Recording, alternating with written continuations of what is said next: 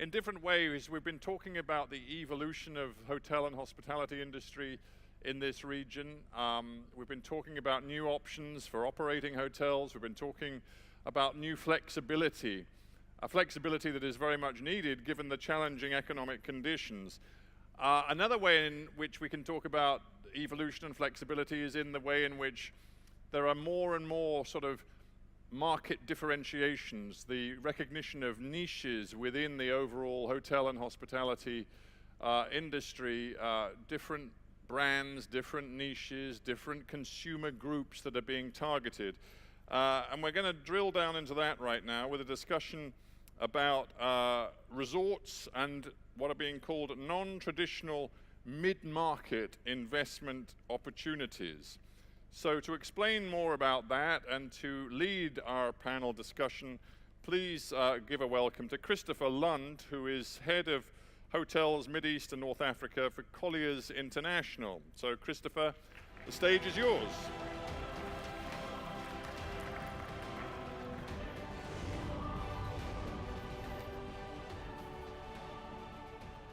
Thank you very much, and good morning, still the morning.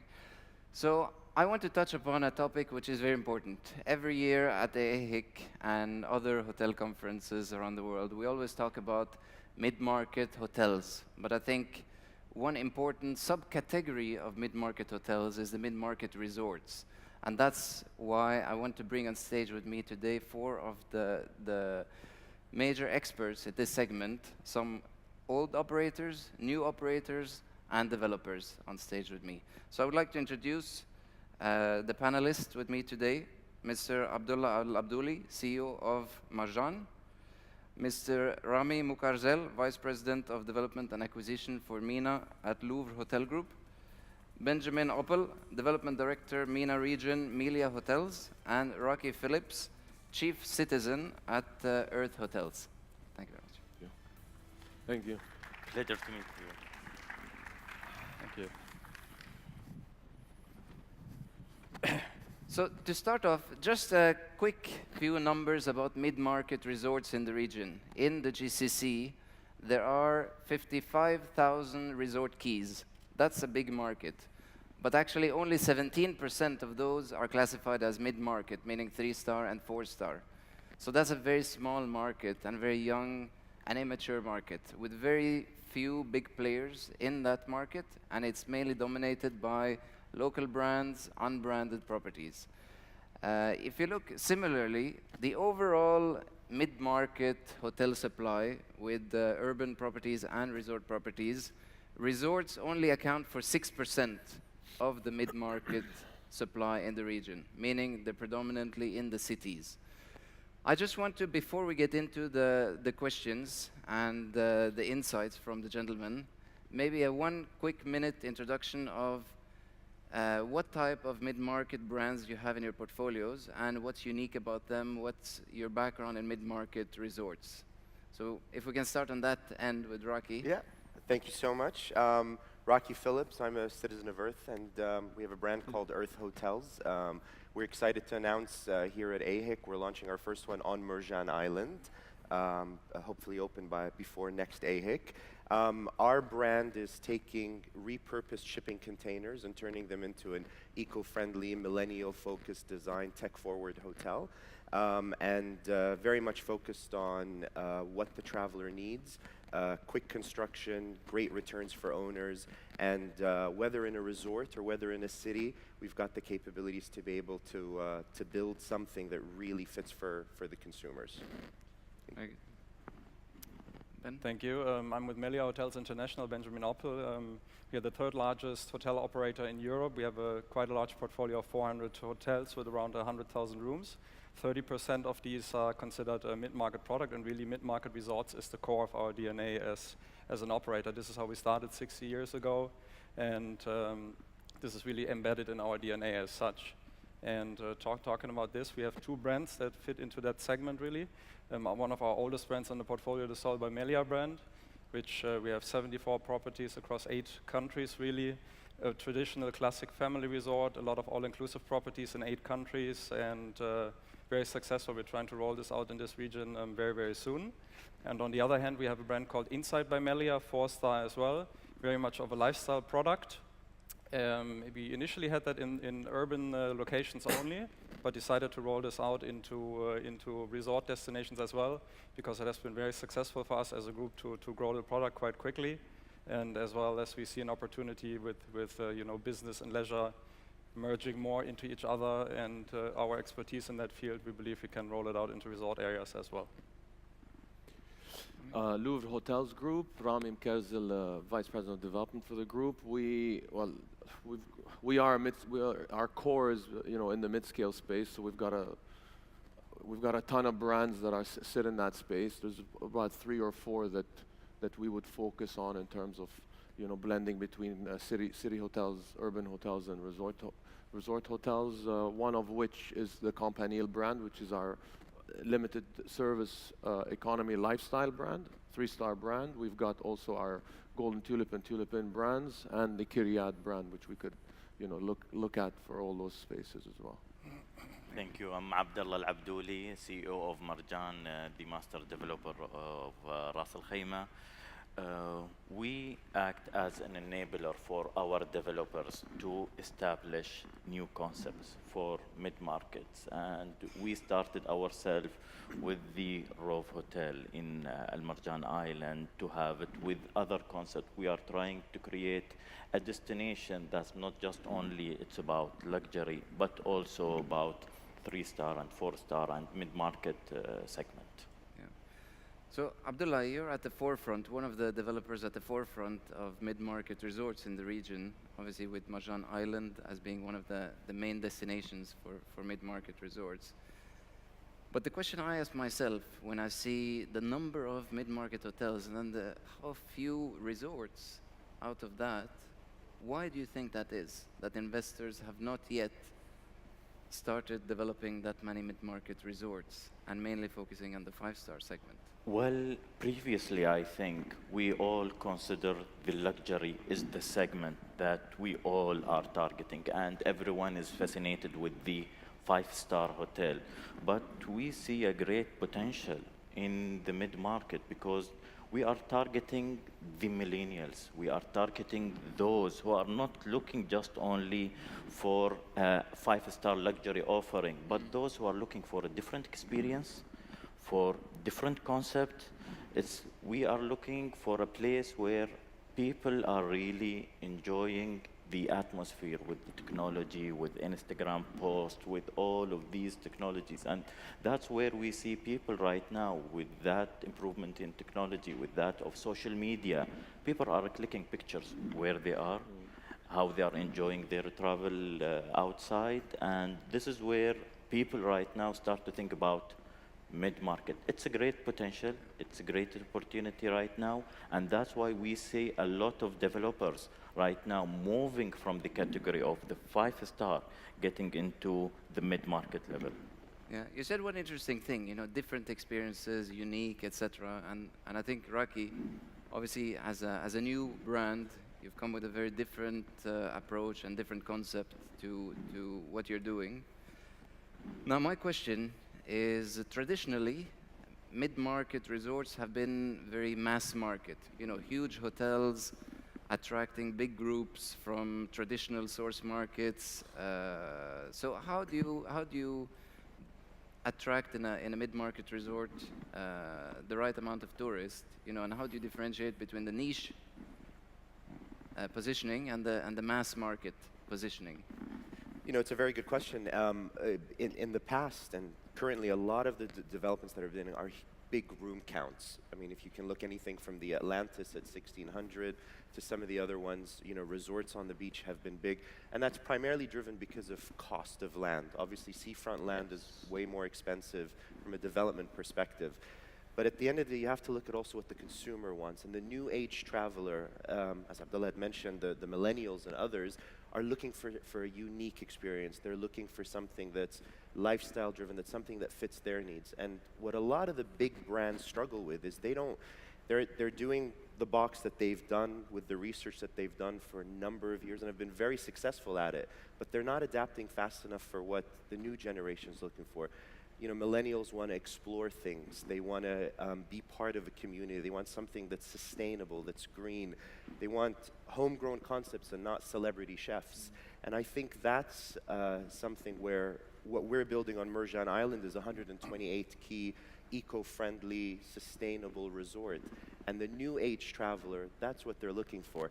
I've worked for global brands since I was 19 years old. I was with Ritz-Carlton, FRHI Group, and I used to always say the days of the cigar lounges and the big leather couches, that's all changed, and the new generation of travelers are looking for something completely different, and a boutique lifestyle, traditional experience is going to be a lot more attractive than what's currently out on the market, and that's where we fit in. Okay, very good, thank you.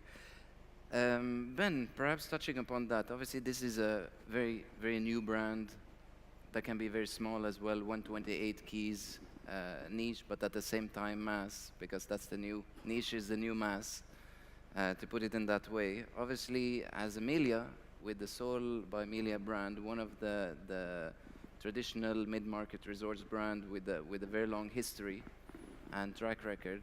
From your point of view, what does it take to be successful as a mid-market resort? And then again, coming back to the size as well, for a mid-market resort, do you feel it works at all sizes, or does it have to be a big hotel? And how do you see this evolving in the next few years as well? Right, okay, so coming to your first question, the first point of it, what does it take to be successful for a traditional classic mid-market brand like our Soul brand is? There are a couple of factors, like the location of the product. I mean, it needs to be either close to the beach, at the beach, or close to attractions, close to really the key sites of the city, because this is the key reason why people come. That's one of the points. Accessibility is very important. Price, value for money. So this is a key decision-making factor for people to choose a hotel and travel to the destination. So you want to make sure that you capture these points as well, and then to really provide a holistic entertainment experience for the guests to stay at the property, because this is kind of what all the, in particular, family-oriented mid-market product, what it's all about. You cater to toddlers all the way up to the adults with entertainment shows in the evenings, to really to provide this holistic experience. So this from a tourist point of view. From a developer's point of view, there are a couple of factors, obviously, that make a mid-market investment attractive, or what you need to look at. One of them is obviously the scale. Cost of development usually tends to be lower because you develop less, let's say, GFA usually, less public areas, smaller rooms, lesser room categories. At the same time, you have a higher room count to increase the volume, so that has an impact on the top-line revenues, obviously. The development time period can sometimes be reduced because the building designs are a bit more, let's say, modular and straightforward, so that has an impact on cash flow. Maybe we're able to open a mid-market resort after a period of 2 years instead of 3.5, so there are examples for that in our group as such. Then operational costs are obviously a key factor for mid-market resorts as well, which can be much more attractive. You have a lower staff to room ratio. In the case of our Soul brand, it's around 0.8 staff per room, which is quite low compared to the five-star segment, which is around double to that in the resort side of things. So I think all these factors are important to make it an attractive and successful mid-market product in the market. So it sounds like it's all good news. Lower cost, lower capex, less staff, less land, right, for the guest as well as the developer. So it's a good story. Now, Rami, looking at the future of these hotels, obviously I know that Louvre hotels are quite advanced in terms of technology and at the forefront of testing new concepts of technology. How do you see technology fitting with mid-market resorts, and does technology fit with mid-market resorts? Definitely, I think technology is, it's a very key part of how guests and millennials and everyone really is communicating, whether at work or whether during their stays. And what we're trying to do is utilize it to enhance the experience, not to be the experience. So, it's and on both sides, from the front end and the back end. Back end as in to make services and product delivery more efficient. Try to reduce some of the key aspects like energy costs and payroll costs, using that, and at the same, on the flip side, for the guest, to make it a bit more integrated into their customer delivery, so they could, applications to communicate with the staff, to order anything from, a club sandwich down to the pool, for example, or, you want to check out seamlessly sitting in the lobby rather than, having to go up and wait in line and so forth. And that's very key also into the resort component. So what we're trying to do is convince developers today with brands like Campanile is, look, we've got this extremely efficient, interesting, cool, fun brand. Why don't we start to look at putting it on the beach? Why don't we start to look at developing, and it's not about the size. I think the GCC in general, what's interesting is we've started, if you look at the last 25 years, focus was on the upscale luxury, develop that, maximize, coastline, maximize ADR on the beach, and then even in city center hotels, and then you started to slowly see more mid-scale product come into the city. And now I think we're getting to a stage with developers such as Abdullah. They're starting to identify, okay, the space at the top end is fairly crowded. We're not servicing, I think, enough growth in tourist arrival globally into the Emirates. We could talk about Saudi Arabia, Oman. You look at Oman. There's a big gap in that space. So why don't we start to look at developing plots of land on the beach with interesting concepts, low rise, not big boxes, not big key counts, smaller spaces, and just drive higher ROIs, products that are positioned in the 300 dirham or $80, $90 rate, still can survive on the beach. You'd probably be charging a little bit more because the resorts are at, $400, the 5 stars, so you could be probably at, $150. And we're telling developers, listen, forget the land value for a second, build it, tear it down in 10 years and build something else. Because you'll make your money back and then some. And that's something that we're trying to do now. And it's not easy, but I think, with developers like Abdullah and innovative concepts that we're developing, such as also what Earth is doing, it's starting to get people more interested as well. And you're going to see more internal travel, more staycations, weekend trips, and so forth as well in the region. Yeah, I think one point that you're mentioning about previously, a lot of developers were very focused on the rate that could be charged in a resort. While now we see increasingly developers looking at the bottom line per square meter, because obviously it's not just about the bottom line, but per square meter that you're developing, and also how much does it cost to develop those square meters that you're putting onto the site, and how many square meters can you put onto the site versus the land cost that you're mentioning. So that's quite interesting. Raki and Ben, do you have any other technology unique aspects to the resorts that you're about to manage or managing currently? We have rolled out something very interesting in partnership with Oracle last year in some of our resorts in Spain. Basically, as a trial run, we've introduced smart bracelets, which are directly by wireless connecting or linked to the Meliá app. So guests upon check-in get that bracelet, which they can wear, which they can use to unlock their doors to the room, and use as well as a payment method to all the outlets in the hotel, as well as some participating merchants close by. And all the data in real time will be transferred directly to the Meliá app, so really guests can check their transaction, their expenditure in real time. At the same time, again, Sol resorts being family-oriented, parents can control the accessibility of their children, what outlets they can spend money on, how much it is, and then for us as the operator, we obviously get a lot of input and data of traction.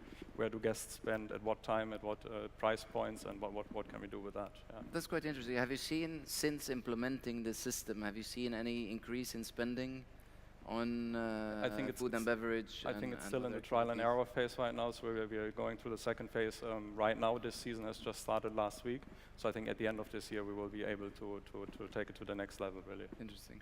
And I think for us, what we did a lot of research on the type of technology that should be implemented into rooms, because over the last few years, you've seen a lot of people introduce iPads, apps, different things, and some work and some don't work.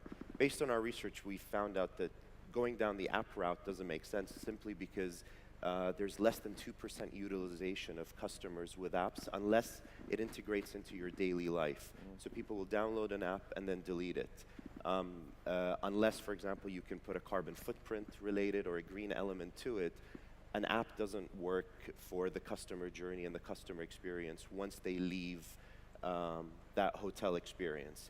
So what we've found out is to develop something that is actually in the room, an iPad type technology that would be able to control your entire room, all connected through the Internet of Things, making it very smart, very cost effective, but it provides you with the things that you need, connecting to your Netflix account, controlling the lights in the room, being able to order all through a touch of a button, is a lot more cost effective and makes more sense from a utilization perspective.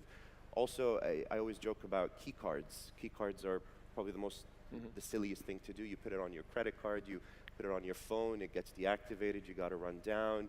You're coming from the pool in a towel and the key doesn't work and you got to walk half naked into the lobby.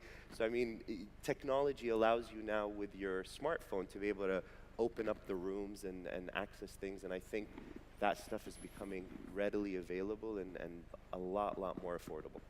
Okay, very good. Now to another topic, which still within the mid-market resorts, is learning from, again, the five-star. In five-star resorts, there's often the branded residence component with it that developers develop to get some upfront cash to fund the project as well. Now, in recent years, we've seen, especially in Dubai, some mid-market hotels, urban hotels, selling the hotel rooms, putting them back into a rental pool. We haven't really yet seen it in resorts. Do you see this, perhaps Abdullah, do you see this branded residence mid-market concept as a potential for the future? Or do you think that it would not be any different to a non-branded residential component on the beach? From my perspective as a master developer, I have seen that increase in the request when people are asking for the branded residences, especially in the mid-market.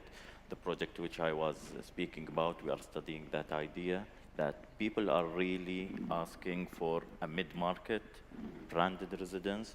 And why is that? They want to enjoy at least 2 weeks. They can rent it to the pool of the hotel itself.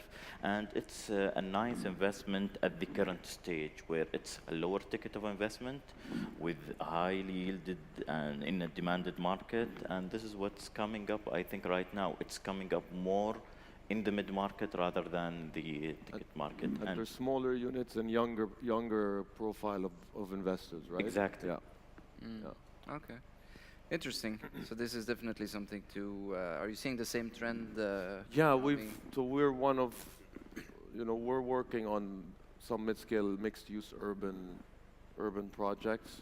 Again, we believe very strongly if you create something unique from a leisure perspective, we believe there's quite a lot of demand. Again, price point is key. Size and efficiency of those units are key, so that they're flexible to use or put back or even resell. So yeah, we are. I think in the upscale space is usually the condos or branded residences. In leisure destinations are bigger. They're either villas or the bigger units.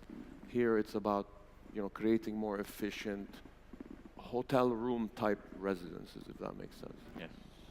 Actually, which was quite interesting, seeing the example in Dubai, which showed quite recently. If you look at the sale price per square meter for the mid-market branded hotel was at the level of very high-end luxury residential apartments. So, And that helps you also justify putting, those mixed-use projects help you justify putting, resorts, 3-star, 4-star resorts on the beach. Those residential components will pay back some of those, land value challenges that you face in markets like Dubai, for example. Now, what about the numbers? I'm sure there's some investors in the room. They're asking themselves, how much does it cost compared to a five-star hotel? How many staff do you need? Because obviously a resort is quite staff-heavy. Rami, can you start? Just give a quick. Yesterday I said with one of our core lifestyle brands that we also design in-house. Yesterday I mentioned that it's 50%. It costs 50% less than a typical four-star. From a resort perspective, and we're sitting in the $85,000 a key space for urban. We believe it will be about 20 to 30% more for the resorts. But when you take the same type of positioning and put it on the beach, it's the same thing in a five-star. You tend to spend 20-30% more. So we believe we'll sit in at least 40% lower in development cost, and operating costs and margins are at least 10 to 15 minimum points on GOP higher in mid-scale. So that's where you start to make the difference down to the bottom line, because that's what developers are looking at today, rightly so. So more profit is coming from more staff efficiencies, less heavy F&B operation. Is that the kind? Yeah, and also less public areas typically. I don't know what you guys think, but millennials don't need or today's travelers. Forget millennials. They don't need multiple F&B outlets. You need one good offering that's well integrated, well laid out, close to the beach, close to the pool area, and that just makes the overall operation more efficient. Energy, utility costs. People don't talk enough about that. That's another thing, as well as efficiencies in waste management and energy management. That's the other thing. Raki, yesterday I still remember on stage you were mentioning very low development cost. Correct. I think 55,000 plus. Yeah. Until 90,000 perhaps US dollars per key. How do you do it? So the difference is really our construction mode is done off-site. So the build of the foundation of the project is traditional build. So you still need your slabs, you need your concrete, you need your foundation laid back. But what we do is we build our containers off-site. So while you're doing the foundation, we can build 20 keys per week. So it's really a fast production. Your interior designer goes on the site, walks through, makes sure everything's done. The containers get put on the back of a truck and delivered right on site. So for us, we can build a permanent hotel in under 6 months. But for temporary projects such as the Olympics, the World Cup, Formula One, Hajj and Umrah, those are stuff that could be turned around at a much, much faster pace because they'd have a temporary structure to it. And because it's container build, we're using repurposed shipping containers. So the way the container comes, you can buy those readily available off market. All of our containers have done 1 or 2 seabound trips, so they're truly recycled materials. They are modified for this market. So our smallest room category on Marjan Island will be 28 square meters. But for our development in Montenegro, it's 20 square meters. So it really just depends on the market that you're in. And our basic model would start at about $55,000 per key and could go up to about $89,000 per key, but that depends on the technology and the different variations that we put in. All inclusive with the infrastructure. All inclusive, excluding the cost of land. Very good. Interesting. Now, one last question before we get to the end. We talked a lot about when it works, why it's so great, why we're not doing enough of it. But when does it not work? When does a mid-market hotel not work? Or where does it not work? Or perhaps maybe it works everywhere. What do you think, Abdullah? Look, I think we need to understand the dynamics, first of all, of the mid-market. Travelers who are enjoying the mid-market are those who are coming not just necessarily from a low disposable income, but those who have decided to spend lower on accommodation and spend another budget for the whole travel. So we need to understand the dynamic of the mid-markets. We are targeting those who are spending less on accommodation. And those travelers, they know what they want, they know when they want, and they want how they want to get it. This is the dynamics of what we see as a mid-market for us as in the industry. And yes, it fails sometimes if we didn't design it properly, if we didn't target the right audience, if we didn't create a product that fits those people who we are targeting, if we just make it as another just a hotel brand with just a normal design without any experience, without any digital input, without any lifestyle that we create a mid-market for. So it's really about understanding who your guest, who your target guest will be in the hotel. And what I understand from what you're saying is that it's not necessarily the people staying in mid-market resorts are not necessarily the ones with less disposable income, but perhaps more reprioritizing where they're spending that money. Exactly. Rather than just staying in the resort, doing activities, you know, Jebel Jais, all the different activities, adventure, wellness, whatever it may be in that particular destination. And this is what we are targeting over here in Ras Al Khaimah, in Al Marjan Island specifically. Those who are looking for experiences. We want people to enjoy not just only the hotel itself, but also outside the hotel itself, the experiences, whether within Al Marjan Island, within Al Hamra village, within the Jebel Jais, all of the attraction that we do have it over here in Ras Al Khaimah. This is our role as a master developer responsible for Ras Al Khaimah. Very good. Raki, 30 seconds. What are the top 3 destinations you want to be in the next couple of years? Ras Al Khaimah definitely is top of our list. The flexibility and the attraction that RAK offers, from the mountain to the sea to the adventure.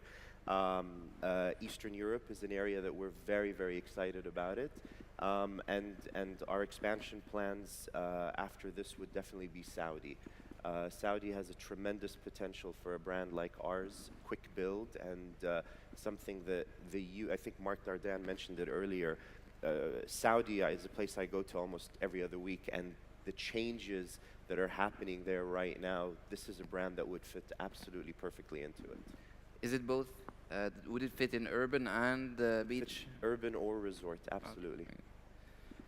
Same question, Ben. Top 3 destinations you want to be in with a mid-market hotel in the region in the next If you look at mid-market resorts, definitely Dubai being the most mature market in the region, diverse base of source markets, attractions, yet very limited supply existing and coming, so really a huge opportunity both for our Insight and Sol brands. We believe that we have a perfect fit for the gap in the market.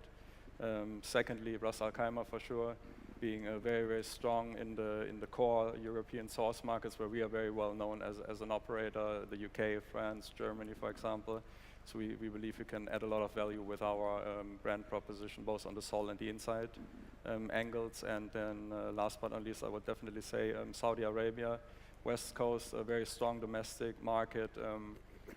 Big demand for not only the luxury end of the market, but also some alternatives to that. And I mean, with all these mega projects being ongoing, there's definitely opportunity to diversify the offering in the long term as well. Very good. Rami, same question. So if we're talking about leisure mid-scale leisure, you know, in the UAE there's multiple locations. Oman, there's a fantastic opportunity and gap there. And Saudi Arabia, and we're not only talking about beach, right? We're talking about you know, cultural leisure destinations, retreats. You know, it can be a theme park resort. yeah, it can you know, be and anything. yeah, exactly. And you know, then Saudi Arabia, what's happening is, you know, everyone's touched up on it. There's places like Al Ula, for example. You know, so there's quite a few places that you know, lends itself to that as well. Yeah, it's quite an untapped market. Yeah, still. it's extensively a lot of untapped, opportunities. yeah. Yeah. Now, Abdullah, not the same question. What do you want to see? Top 3 things you want to see from these guys? in mid-market resorts. When they come up with their mid-market resorts on Marjan Island, on other places in Ras Al Khaimah, what do you want to see from them? A big GOP guarantee from China. Number one. So- Okay.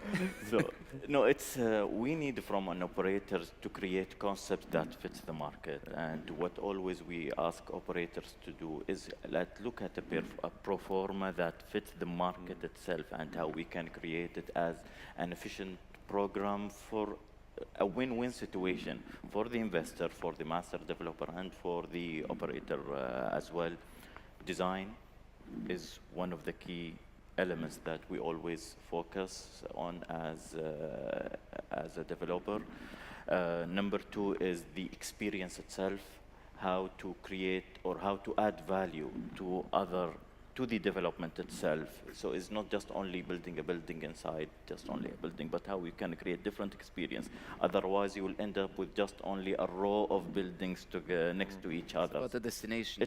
It's improved the destination. It helps us to create different experiences within the same area, and this is what we are looking from as a master developer, as well as the input of technology within the developments. Very good. I think we just ran out of time, so it was perfect timing.